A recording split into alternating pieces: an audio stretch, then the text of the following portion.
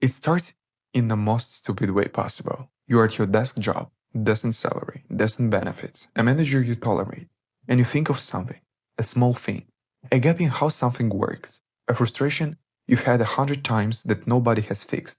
You open a Google Doc at 11 p.m. and start writing it down. Just notes, nothing serious. You close the laptop. You go to sleep. You open the laptop again at 2 a.m.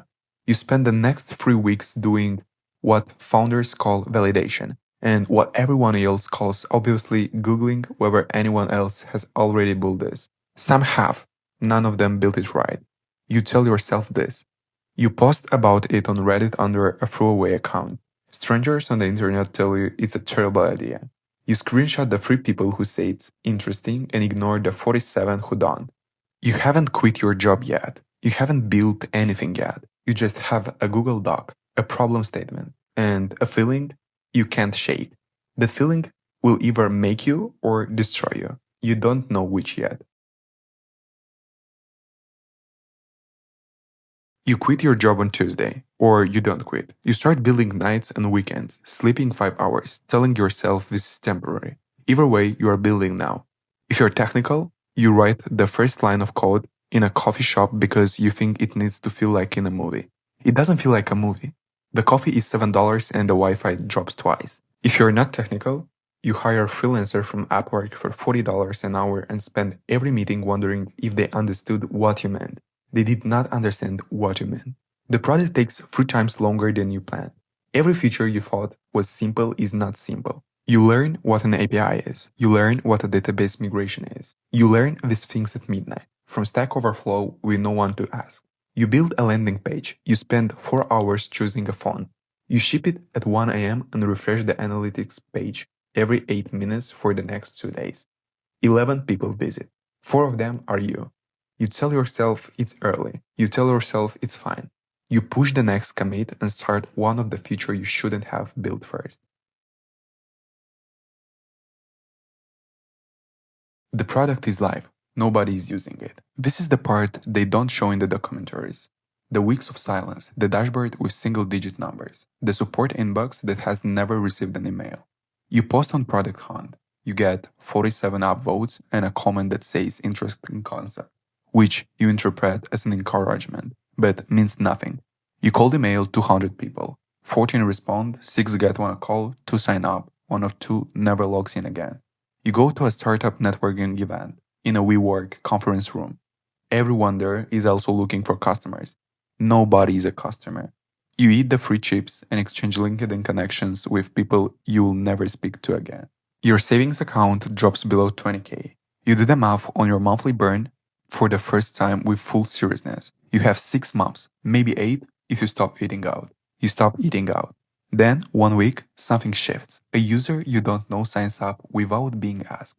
They use the product 3 days in a row.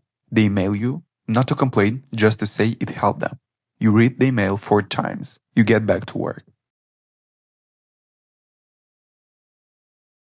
You figure out one thing that works, one channel, one message, one type of customers who actually gets it. It's not what you expected. The people you built it for aren't using it. Someone else is, a different industry, a different use case. You follow the signal. You rebuild the onboarding. You rewrite the homepage. You talk to 30 users in 30 days. Real conversations, not surveys. You take notes on everything. You start to understand what you actually built versus what you thought you built. They are not the same product. Growth starts. Not viral, not explosive, just consistent. 40 users becomes 100. 100 becomes 300. Monthly revenue crosses 5,000, then 10,000. You hire your first person. It takes 6 weeks to find them. You pay them more than you pay yourself. You feel responsible for their rent, their health insurance, their Tuesday mornings. This weight is new. You don't have a name for it yet. You're working 70 hours a week. You've missed 2 weddings and a funeral. Your college friends have stopped texting because you never respond in time. You tell yourself you'll fix this later. You'll not fix this later. Someone tells you to raise money. Everyone tells you to raise money. Raising money becomes the thing you're supposed to do next. So, do it. You build a pitch deck, 12 slides. You spend 2 weeks on the market size slide alone, trying to make a number large enough to be interesting but sourced well enough to survive a question. You email investors, most don't respond. The ones who do respond ask for a deck. You send the deck. Most go quiet. The ones who don't go quiet ask for a call. You get on the call, they ask questions you've researched and some you haven't. They say they'll follow up. Most don't follow up. You get 47 rejections before you get a yes. You count them. Some founders count them like a badge. You just count them. The rejection that hurts most is the one after the third meeting. The one where they said they loved the team and the market and they'd come back with a term sheet. They do not come back with a term sheet. They send an email that says, "We've decided to pass at this time and wish you well on the journey." You read the phrase at this time 4 times looking for a door that isn't there. Then someone says yes, a real yes, a wire transfer yes. 1.2 million lands in your business account on Wednesday morning. You stare at the number, you feel nothing for about 30 seconds and then something enormous. You now have 18 months of runway and the list of expectations you have to meet. The clock starts the moment the money arrives. You already know this. You know it the whole time. You are no longer a founder with a product. You are a CEO of a company. You have 8 employees. You have a Slack with channels you've stopped reading. You have a weekly all-hands meeting and a quarterly OKR review, and a Notion wiki that nobody updates. You have a health insurance plan you spent 3 days comparing and still aren't sure you choose correctly. You hire a head of sales. He has 15 years of experience and costs you $130,000 a year, plus equity. He misses his first quarter number. You have a conversation that takes 45 minutes and goes nowhere. You wonder if you made the right hire. You'll wonder this about every hire. You have a user who publicly tweets that your product is broken. It isn't broken. They configure it wrong. But it goes mildly viral in your niche. You spend 6 hours managing the responses. The support team you don't have yet handles it, which means you handle it. You read a competitor's press release announcing a feature you have had for 8 months. They rise 10 million the same week. You feel disappointed and bad. And nobody in your life is fully understands because nobody in your life has been in the exact position. Revenue is at 40,000 a month. Not enough to be safe. Too much to walk away from. You are exactly where you wanted to be. You feel it less than you thought you would. Something goes wrong. It's always something different, but something always goes wrong. Maybe your biggest customer, 30% of your revenue, sends a cancellation notice. No warning. They are going with a competitor. You have 2 weeks before the churn hits your numbers. Maybe your CTO, the person you've built this with for 3 years, tells you she's leaving. She has her reasons. There are good reasons. That doesn't make it easier to tell the team or the board or yourself at 6 a.m. the next morning. Maybe AWS sends an invoice for 34,000 because of a misconfigured pipeline that ran overnight. You find out on a Saturday. The crisis is different every time. What's the same is the feeling. The walls of the room doing something they shouldn't do. The specific silence of a problem that only you are responsible for solving. You solve it, not perfectly, not cleanly. You make 3 decisions you are not sure about and one you feel good about. And you push through. A week later, you are on the other side of it. You don't feel like a hero. You feel tired and slightly older and grateful it's over. You built the thing that prevents this particular crisis from happening again. A different crisis is already forming. You don't know about it yet. Someone wants to buy your company. It comes in the form of an email, casual language, vague interest, a request to connect. You've received this before and ignore them. This one you respond to. There are meetings, then more meetings, then a letter of internet with a number in it. The number is real and large and attached to conditions you spend 2 weeks on reviewing with a lawyer who charges $800 an hour, and it's worth every dollar. You tell your co-founder, you tell no one else. For 6 weeks, you run the company normally, while an entire parallel process unfolds in private.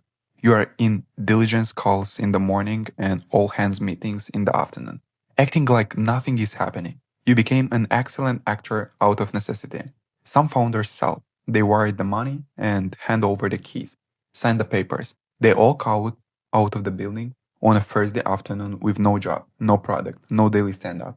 They stand on the sidewalk and feel something they don't have a word for. Some call it relief, some call it grief. Mostly it's both at the same time.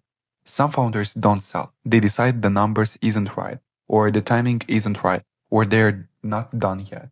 They go back to work. Both choices are the right choice. Never feels like it in the moment.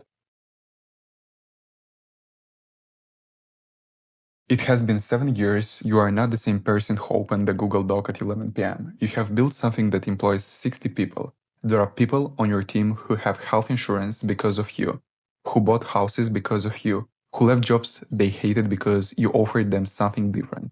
This is real. This weight is different from the other weights. You carry it with something that's quite pride and it's quite fear and it's probably both. Revenue is 8 million a year. You are not a billionaire. You are not on a Forbes list. You are not a household name. The startup mythology you consumed at the beginning, the magazine covers, the TED Talks, the fireside chats, that is not your story. Your story is smaller and more specific, and you think more honest. You've hired and fired more people than you can count without a spreadsheet. You've been wrong about markets and right about products and wrong about timing and right about people. You've signed leases and terminated leases. You had your work written about impressed twice, both times inaccurately. Your first marriage didn't survive it. That's the real sentence, and you've made a peace with it, and also you haven't. You work 50 hours a week now instead of 80. The difference is enormous. You coach 2 other founders on the side. You tell them the honest version, not the version you'd have told them in year 2. They don't fully believe you. They have to learn it themselves. You know this. You let them. You sell the company, or you step back from it, or it winds down after the market shift you didn't see coming. The ending varies. What doesn't vary is the morning after. There is no meeting on your calendar, no Slack notification, no one waiting for a decision from you. You make coffee in your kitchen in a silence and try to remember what you used to do before all of this. You cannot fully remember. People ask what you're working on next. You say you're taking time. They not like they understand. They don't understand, and neither do you, not fully, because the operating mode you lived in for 10 years doesn't have an off switch that you've located yet. You think about the users who emailed you in the early days, the ones who said it helped them. You think about the version of yourself who posted on Reddit, Thread, and waited anxiously for responses.